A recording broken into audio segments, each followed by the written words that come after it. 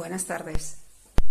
Mercedes González Rojo, que tiene una imaginación tan enorme como enormes son su capacidad de trabajo y sus ganas de recuperar la memoria de las mujeres que han ido abriendo brecha en nuestra cultura y que nos han permitido ser lo que somos hoy, me ofreció a Josefina Carabias para este proyecto que tiene entre manos. Me gusta la idea de vincular el pasado y el presente, sobre todo porque en la mayoría de los estudios o investigaciones en que he participado, lo que inicialmente parecían casualidades han terminado siendo causalidades. Parece un trabalenguas, pero no lo es. Por eso, y aunque parezca extraño, voy a remontarme a mi propio pasado para recordar que en mi casa siempre había periódico. Mi padre venía de su trabajo a mediodía y siempre lo hacía con el periódico que compraba todos los días sin excepción. Periódico que mis padres leían, ella y él, por ese orden, a lo largo de la tarde y de la noche.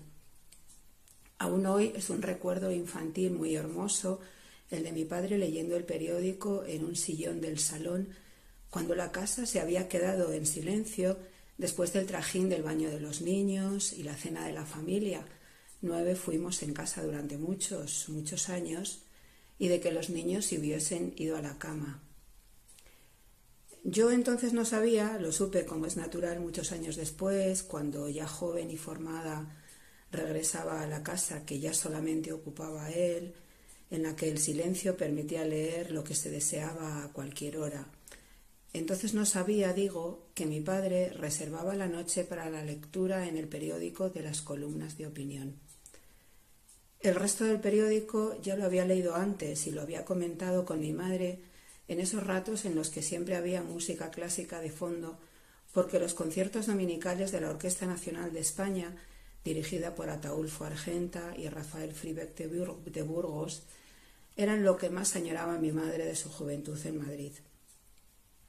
Mi padre, que compró el periódico hasta el último día de su vida, a pesar de tenerlo a disposición en Internet, me inculcó el gusto por las columnas de opinión, que son, sin duda, lo que más admiro de la prensa y también lo que más echo de menos, en lo que a su calidad respecta, de los periódicos actuales. Pero tal vez pensaréis, ¿qué tiene que ver todo esto con Josefina Carabias? Pues tiene mucho que ver, porque yo recuerdo el interés y la querencia de mi padre por la columna de opinión que Josefina Carabias escribía en el diario Ya, que creo reproducían también algunos periódicos de provincias, que era el que por entonces leían mis padres. Curiosamente, los artículos de opinión fueron la última de las facetas que abordó dentro del periodismo Josefina Carabias, a quien hoy se reconoce como una de las primeras mujeres periodistas de nuestro país. No merece la pena entrar en la discusión de si fue la primera, la segunda o la tercera. En cualquier caso, fue una periodista profesional que tuvo la oportunidad de vivir de su trabajo en 3 momentos de la historia de nuestro país bien diferentes: durante la Segunda República, en el franquismo y en la democracia. Por esas vueltas que da la vida, Josefina Carabias llegó al periodismo sin ser periodista. Era en realidad licenciada en Derecho. Para su época, como para la de mi madre, licenciada también en Derecho y en la misma universidad, era todo un logro, aunque para hacer honor a la verdad, el primer logro de Josefina Carabias fue terminar el bachillerato. Había nacido en 1908 en Arenas de San Pedro, provincia de Ávila, donde la recuerdan con cariño y gratitud. Su familia tenía posibles, porque los padres, Feliciano Carabias y Carmen Sánchez Ocaña, eran, por decirlo simple y llanamente, labradores ricos. Pero entre sus planes no entraba que Josefina estudiara. Un precioso artículo de Ernesto Escapa en Diario de León del año 2018 nos recuerda algunas de las razones para ello más allá de lo que la mentalidad de la época aconsejaba.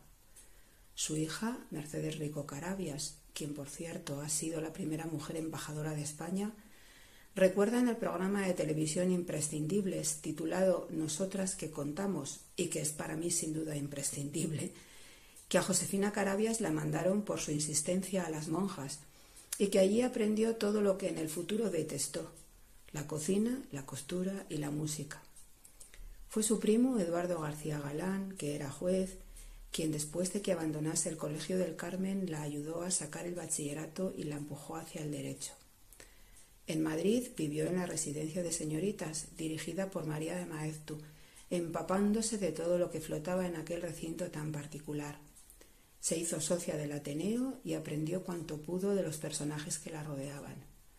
En 1930 se licenció en Derecho y un año después se produjo su encuentro con el periodismo, que vino propiciado, como en el caso del bachillerato, por otro primo, Vicente Sánchez Ocaña, que era director de la revista cultural Estampa. Así fue como Josefina Carabias comenzó una carrera nueva e inesperada que inauguró con el mejor de los augurios, una entrevista a Victoria Kent, directora general de prisiones y diputada por Madrid a Cortes Constituyentes.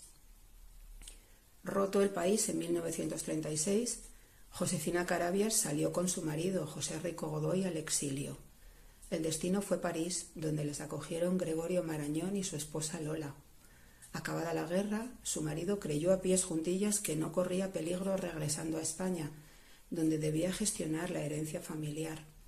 Fue algo insólito, teniendo en cuenta que en diciembre de 1930 había participado en la fallida sublevación de Jaca, que le llevó a prisión porque la República llegó felizmente 4 meses después. En cuanto entró en España, fue encarcelado y en esta ocasión el tiempo de reclusión sería sensiblemente mayor. Así fue como Josefina Carabias quedó sola en Francia, donde siguió colaborando en revistas. Estaba al cargo de su hija, recién nacida, la que andando el tiempo sería la afamada periodista Carmen Rico Godoy. Josefina Carabias pudo volver a España y contra todo pronóstico pudo seguir en el periodismo, aunque para ello tuviese que ser Carmen Moreno durante mucho tiempo o tuviese que ser contratada como secretaria del director de informaciones en vez de como redactora. Alegre, amena, jovial, cercana, progresista, risueña, comprometida, lanzada, pionera, Josefina Carabias demostró su valía en un mundo que era y siguió siendo mucho tiempo masculino. En 1954 tuvo el valor de aceptar el puesto de corresponsal de un consorcio de diarios en Estados Unidos de América y desde allí escribió crónicas memorables e inolvidables sobre los habitantes y la situación del país. 5 años después aceptaría un puesto semejante en París propuesto por el diario Ya. El camino para que las mujeres pisaran fuerte en el periodismo quedaba abierto, y fueron muchas las mujeres que, siguiendo su ejemplo, se atrevieron a abrir la puerta, aunque tuvieran que soportar que les dieran muchas veces con esa puerta en las narices. Ella fue la primera en conseguir el premio Luca de Tena con su crónica El Congreso se divierte, y a partir de entonces, ¿cuántas han sido las mujeres con premios periodísticos? Muchas. Aun con ojos actuales, sigue siendo un placer leer los reportajes siempre sencillos de Josefina Carabias. Da igual que estos sean divertidas crónicas de fútbol, que reportajes sobre la vida de la Francia ocupada o la Europa de posguerra, o entrevistas que por la condición de los entrevistados hoy pueden calificarse de entrevistas con la historia. Dijo en una ocasión que sus principios periodísticos habían sido pocos y claros. Se agradecen su sinceridad y su humildad. En primer lugar, dijo, la sinceridad. Soy incapaz de decir lo que no siento, lo cual no quiere decir que diga todo lo que siento. Procuro no ser grosera, no ofender, pero jamás digo lo que no pienso. Segundo, no escribo para mí, para lucirme o para mi gusto. Escribo con la idea de que la gente lo lea y no le cueste trabajo. Procuro llevar a la gente lo que pasa y que se entere sin caer en lo fácil. Nunca le he preguntado a Ana Gaitero Alonso por estas y otras palabras de Josefina Carabias. Conocí a Ana hace 30 y tantos años, cuando a ella le ofrecieron y aceptó trabajar en la redacción de Diario de León en Ponferrada. Fue todo un reto, por mujer, porque aún no había terminado la carrera. Le quedaban 2 asignaturas para licenciarse en periodismo por la Universidad Complutense de Madrid y ella tenía claro que tenía que terminarlas, y porque en la redacción de Ponferrada estaba ella sola. Eso sí, con sus ganas y su tesón. De Ana Gaitero siempre he admirado ese amor por lo que hace, por el periodismo, y ese anclaje a sus orígenes. Creo que desde que los conozco no he vuelto a ver a un pastor con su rebaño de ovejas sin acordarme de ella. Es un recuerdo compartido con un pastor de Prioro, conocido allá en mi infancia en el chozo del Pico Burín, que también me liga a mis propios orígenes. Ana Gaitero, que nació en Villaornate en 1965, allí donde, como ella escribió una vez, el río se lleva el sol por la tarde, es para mí el prototipo de periodista de la crónica sencilla, del reportaje trabajado y comprometido, de un periodismo de calle que se ha ido perdiendo a lo largo de los últimos años, del periodismo fresco, ágil, libre y exigente que cree en la importancia de la información y de los medios de comunicación en la sociedad. Ana Gaitero es, me parece a mí, un poco como Josefina Carabias, jovial, cercana, progresista, comprometida, pionera, empeñada en la reivindicación del papel de las mujeres, en el deber de la igualdad, en la denuncia de lo inadmisible, da igual el reportaje que aborde. El periodismo da, como el de Josefina Carabias, para todo ello. El periodismo hecho vida o la vida hecha periodismo, quién sabe.